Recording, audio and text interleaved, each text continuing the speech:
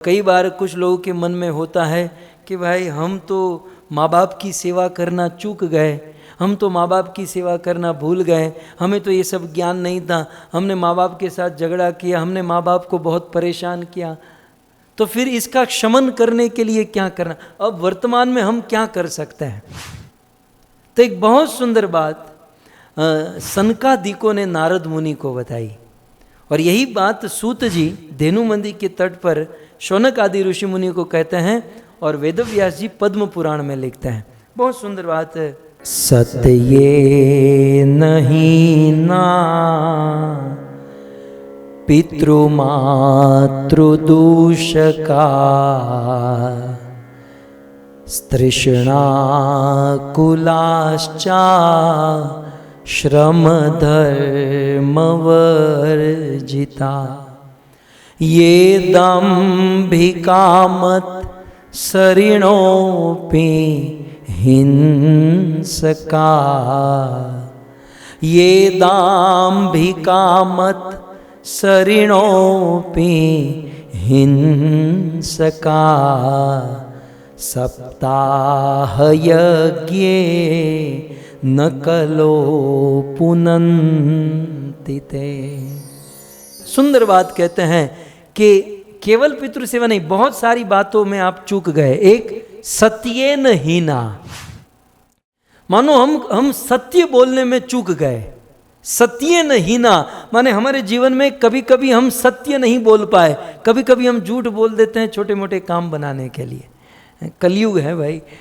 सत्येन हीना, यद्यपि भगवान रामचंद्र ने क्या कहा, धर्म न दूसर सत्य समाना, आगम निगम पुराण बखाना, नहीं असत्य सम पातक पुंजा, नहीं असत्य सम पातक पुंजा, गिरि सम होई के कोटिक दूंजा, गिरि सम होई कोटिक दूंजा।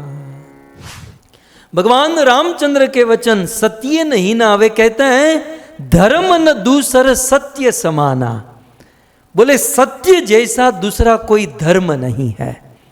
इस भूमंडल पर सबसे बड़ा धर्म है तो वो है सत्य। अब सत्य की व्याख्या भी बहुत बड़ी हो सकती है, सत्य भी बहुत प्रकार के होते हैं। साधारण व्याख्या तो यही है कि झूठ न बोलना और सच बोलना, इसे कहते हैं सत्य, ठीक है। लेकिन सत्य कौन है? सत्य भगवान कृष्ण है। सत्यव्रतम परम त्रिसत्यम, शिव जी ने कहा उमा कहूँ अनुभव में अपना, सत हरि भजन जगत सब सपना। तो झूठ न बोलना, सत्य बोलना, ये सबसे बड़ा धर्म है। राम कृष्ण की भक्ति करना सबसे बड़ा धर्म है।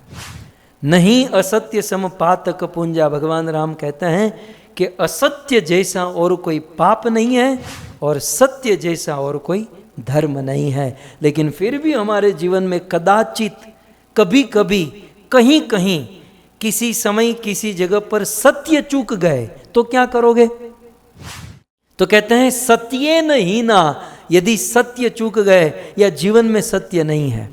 फिर दूसरी बात कहते हैं, ये सब पकड़ के रखिएगा, ये सारी बातें याद रखिएगा, नहीं तो आगे बढ़ूंगा पिछला भूल जाओगे।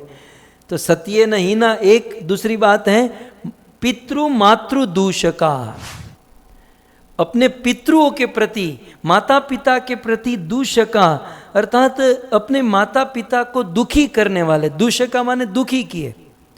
इस दुनिया में कौन ऐसा बेटा है जो अपने माँ बाप को दुखी नहीं किया होगा, है ना। जानते अनजाने में माँ बाप हमसे कभी कभी दुखी हो जाते हैं, और माँ बाप को दुखी करना ये बहुत बड़ा पाप शास्त्रों में लिखा है। लेकिन ऐसा जघन्य पाप यदि हमसे हो गया हो तो क्या करें? तो पितृ मातृ दोष का, कुछ लोग कहते हैं ना कि हम कई वर्षों से श्राद्ध नहीं करते, श्राद्ध करना भूल गए, क्या करेंगे? तो ये सारी बात यहां पर है। सत्येन हीना, यदि सत्य चूक गए, या मातृ पितृ दूष्य का, यदि माँ बाप की सेवा चूक गए, माँ बाप को दुखी किए। फिर आगे कहते हैं तृष्णा तृष्णा कुलाश्चा, हृदय में अनेकों प्रकार की तृष्णा, तृष्णा, अनेकों प्रकार की तृष्णा से हमारा हृदय यदि व्याकुल है, तृष्णा ही हमें जलाती है। ये बात समझ लीजिएगा। हमें दुखी कौन करता है? पड़ोसी दुखी नहीं करता, हमें दुखी हमारा दुश्मन नहीं करता। दुखी कौन करता? हमारी तृष्णा हमें दुखी करती है। तृष्णा माने इच्छा, वेग, प्यास। मुझे ये भोजन चाहिए, नहीं मिला तो दुखी। मुझे इतना सम्मान चाहिए, नहीं मिला तो दुखी। ये सम्मान की तृष्णा, ये भोजन की तृष्णा, मुझे ये फिल्म चाहिए, नहीं मिला तो दुखी। मुझे इतना पैसा कमाना, नहीं मिला तो दुखी। ये संसार की वस्तु और व्यक्ति के प्रति जो तृष्णा है, जो प्यास है, वही दुखी करती है। तो तृष्णा को भी कंट्रोल नहीं कर पाए। सत्ये न हीना पितृ मातृ दूषिका, और तृष्णा कुला, तृष्णा से भी हम व्याकुल हैं, व्याकुला। और फिर आश्रम धर्म वर्जिता, चौथी बात कहते हैं आश्रम धर्म वर्जिता। आश्रम धर्म माने भगवान ने हमें मनुष्य बनाया है, और मनुष्य का धर्म है वर्ण और आश्रम को निभाए। आश्रम माने ब्रह्मचारी आश्रम, गृहस्थ आश्रम, वानप्रस्थ आश्रम, संन्यास आश्रम। लेकिन कुछ कारणवश हम इस आश्रम को फॉलो नहीं कर पाए। यद्यपि आश्रम को फॉलो करना चाहिए।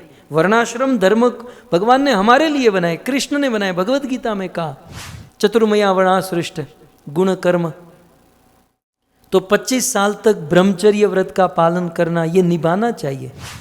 और फिर 25 उम्र 25 साल से 50 साल की उम्र तक गृहस्थ आश्रम, फिर 50 साल से 75 तक वानप्रस्थ आश्रम, और 75 के बाद जिंदा रहे। अमेरिका के बर्गर और पिज़्ज़ा खाकर भी यदि 75 साल के बाद यदि जीवित रहे, या भारत के वड़ा पाव खाकर यदि 75 साल के बाद जिंदा रहे, तो फिर वो संन्यास लेना, ऐसा भगवान कृष्ण ने कहा है। तो यहाँ पर लिखा है आश्रम वर्जिता। कुछ कारणवश यदि हम उस आश्रम को फॉलो नहीं कर पाए, तो चिंता करने की आवश्यकता नहीं है।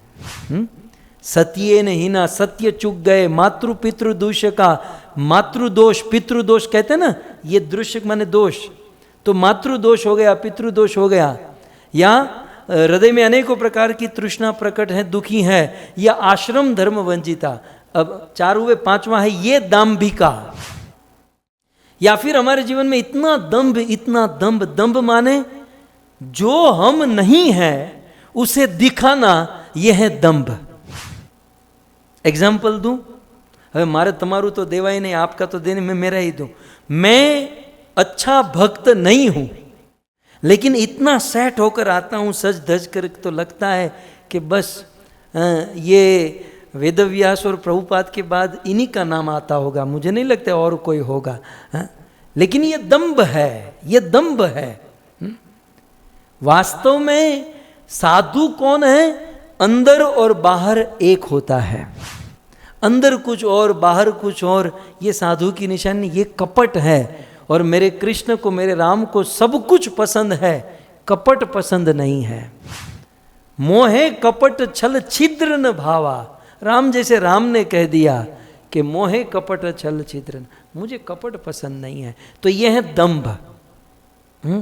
मोटी मोटी कंठी पहनना, मोटा मोटा तिलक करना, शिखा, धोती, कुर्ता, और लोग मिले, who are you? I am a senior devotee, I am senior, मैं बहुत पुराना, I am devotee from 15 year, 25 साल का जूना पुराना डिवोटी। तारू मोढ़ू देखा तो नहीं 50 वर्ष जेऊ, 15 साल से भक्ति करने वाले का चेहरा ऐसा नहीं होता है।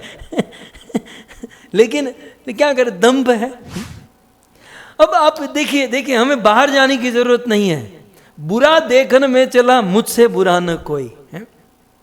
हम लोग कथा के बाद कीर्तन करते हैं, प्रायः सब लोग अच्छे ही कीर्तन उत्साह में नाचते हैं, लेकिन कुछ मेरे जैसे होते हैं ना, ऐसे खड़े होते हैं। लेकिन जैसे ही गोविंद टीवी कैमरा उस पर लाता है ना, तो सीधा नाचने लगता है। बोले बस चैतन्य महाप्रभु उसके पंड में आ गए हैं, मतलब अंदर चैतन्य महाप्रभु उनको आवेश में आ गए, वो ऐसे नाचने लगता है। ये दंभ नहीं तो और क्या है? तू नाच ही नहीं रहा था, तुझे कोई मूड नहीं था, लेकिन कैमरा आया तो नाचने लगा। हम कभी कभी मंदिरों में चैंटिंग करने, जपा करने जाते हैं, कभी कभी हम जब की आ जाती है, सो जाते हैं, तो सबसे पहले जब जगते तो आजू बाजू में देखते किसी ने देख तो नहीं लिया। दंभ, दंभ। और यदि किसी ने देख लिया तो नाटक कैसा करेंगे जानते हैं? बोलेंगे, उस समय बोलना तो कुछ होता नहीं है, लेकिन इशारा और अपना बॉडी लैंग्वेज ऐसी होती कि वो 2-5 को जताना चाहते। मैं सोया नहीं था, मैं जबकि नहीं मारा था, मैं तो ध्यान में था। मैं राधा कुंड श्याम कुंड पहुंच गया था, मैं राधा कुंड श्याम कुंड का ध्यान कर रहा था। दंभ है, ये दंभिका, ये सब दंभ है। आप लोग नहीं करते, लेकिन मैं बहुत बड़ा दंभ कर रहा हूँ। ये जो कथा करना, बोलना, ये दंभ नहीं तो और क्या? क्या हमारा अधिकार है कि हम इतने शुद्ध पवित्र हो गए? दंभ है। सो हमारे जीवन में ये भी दोष हैं, दंभ करना। जो नहीं है वो दिखाना। भक्तों, श्रीमद् भागवत में एक कथा है। अब मैं नवरा बैठकर यही सोचता हूँ कि मैं अब आगे कौन सी कथा करेंगे, आगे कौन सी करेंगे। आपने कृष्ण का वंश देखा? कृष्ण का वंश है ना, सूर्यवंश। सूर्यवंश में राजा रघु, दिलीप, ये सब आए। चंद्रवंश, सोमवंश, कश्यप जी का वंश, ये सब वंश है ना। भक्तों, अधर्म का भी एक वंश है। कभी सुना आपने अधर्म का वंश? अधर्म का विवाह होता है, फिर उससे दंभ पैदा होता है, फिर दंभ का विवाह इससे होता है, उसकी बच्ची होती है, उसका बेटा होता है, फिर क्रोध, फिर काम। ये पूरे अधर्म की वंश परंपरा। लेकिन अधर्म की कथा सुनने वाला यजमान कहाँ से ढूंढूंगा?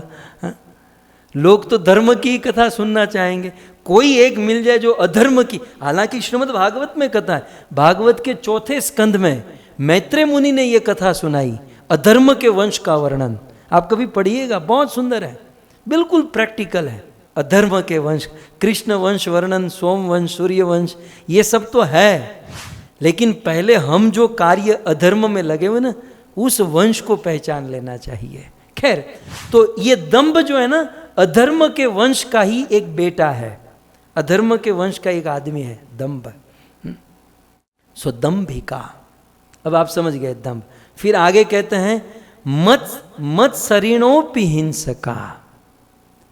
कितने हुए? 5। और ये छठा है मत्सरिणो। मत्सर, मत्सर माने दूसरों की उन्नति देखकर जलने वाले, दूसरों की प्रगति देखकर जिसको जलन होती है, जिसको बड़ा कष्ट, प्रॉब्लम, दुख होता है, उसे मत्सर कहते हैं।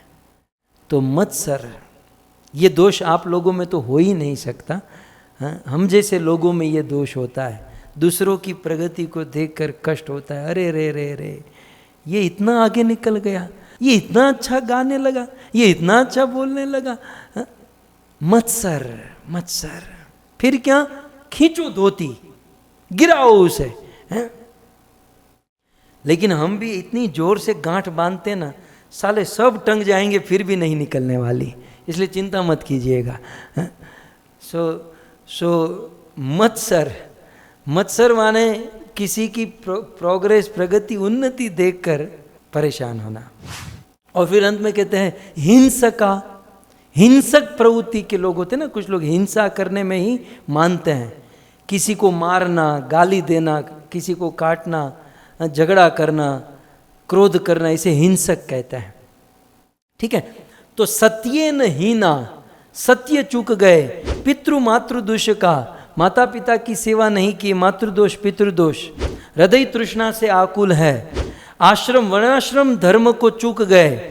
जीवन में दंभ करते हैं। मत्सर जैसा दोष है, हिंसक, हिंसा करने जैसा दोष है। ये सारे दोष जो है ना, चुटकी में जलकर भस्म हो जाएंगे। केवल एक काम करना होगा। एक कार्य करने से ये सारे दोष डिलीट हो जाएंगे। और वो कार्य क्या है? 4थी लाइन में कहते हैं सप्ताह यज्ञेन कलो पुनन्ति ते। सप्ताह यज्ञ, श्रीमद् भागवत सप्ताह, 7 दिन श्रीमद् भागवत सप्ताह, भागवत सप्ताह रूपी प्रेम यज्ञ ज्ञान यज्ञ में यदि कोई भाग लेता है तो इन सारे दोषों से पुनंती वो पवित्र हो जाता है। कलो, स्पेशली यहां पर कहा गया कलो माने कलयुग, सतयुग त्रेता द्वापर नहीं है, कलयुग की बात है। इस कलयुग में इन सारे दोषों से यदि पुनंती पवित्र होना चाहते हैं तो एकमात्र साधन है सप्ताह यज्ञ न। श्रीमद् भागवत 7 दिन की सप्ताह का श्रवण करें और इन सारे दोषों से हम मुक्त। तो इन दोषों से मुक्त होने वाली खास करके पावन पितृपक्ष है, तो इस पितृ दोष यदि है तो ऐसे दोषों से मुक्त करने वाली केवल एक ही है और वो है श्रीमद् भागवत कथा।